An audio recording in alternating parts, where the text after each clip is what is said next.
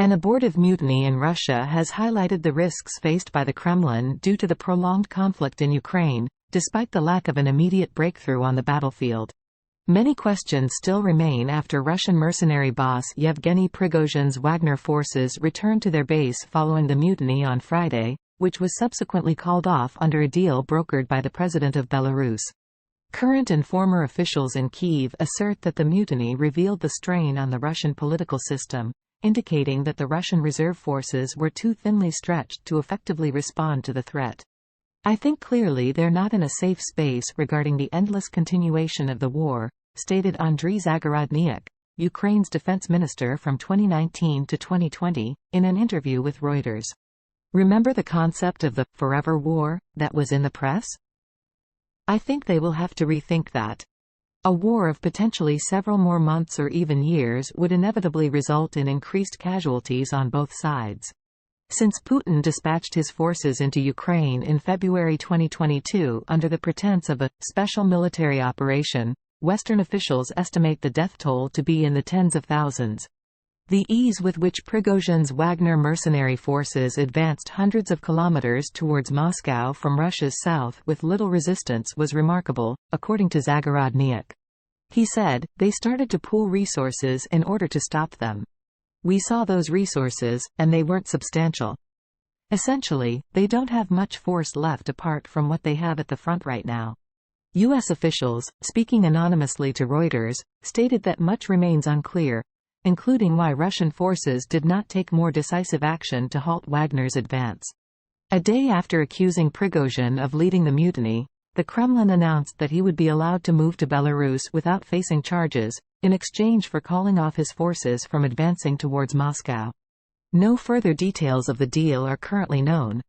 Prigozhin, who was once personally close to Putin and whose fighters played a prominent role in Russia's offensives in the east, had launched scathing verbal attacks on Russia's defense minister, Sergei Shoigu, and top military brass in recent weeks.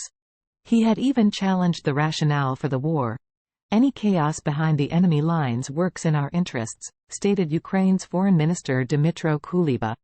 However, Kyiv officials caution that even without its elite Wagner fighters, Russia still maintains a substantial army inside Ukraine and has the ability to recruit more soldiers. Mikhailo Podolyak, a Ukrainian presidential official, told Reuters that the turmoil would dent the morale of Russian troops.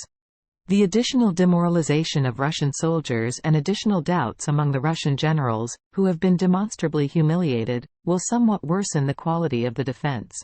The turmoil in Russia comes with no end in sight to Moscow's 16-month-old invasion, and neither side is currently willing to make concessions.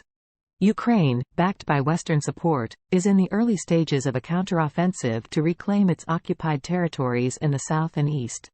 President Volodymyr Zelensky has acknowledged that the advance has been slower than desired, despite the recapture of several villages after weeks of operations. A senior Central European diplomat stated that they do not anticipate an immediate impact on the war resulting from Prigozhin's failed mutiny. However, the diplomat cautioned that many questions regarding the weekend's events remain unanswered, and it is too early to determine the long-term implications. Ukraine's National Resistance Center reported that Russia had flown up to 2 companies of its 76th Airborne Assault Division from the front to Moscow on Saturday, with plans to keep them there for at least a week. The center emphasized that there were no indications of a mass transfer of enemy forces, only individual units. Ukraine has not reported any other changes in the Russian army's position on the battlefield, where Moscow's forces had ample time to prepare for a potential Ukrainian counterattack by digging trenches and laying minefields. On Sunday, the British Ministry of Defence announced that Ukrainian forces had recently regrouped and launched major offensive operations on 3 main axes in the south and east. Information from the front lines is tightly controlled by Ukraine. A senior Ukrainian defense official stated on Saturday that Ukrainian forces had attacked several areas in the east, gaining some ground, although she did not provide further details. She also noted that heavy fighting was ongoing in the south. President Zelensky, known for openly expressing his disdain for Putin, ridiculed the chaos in Russia and suggested that Russian troops should return home to take care of their own country. He remarked that the world could now see that the masters of Russia had lost control, resulting in complete chaos and unpredictability. The fate of the Wagner group remains uncertain.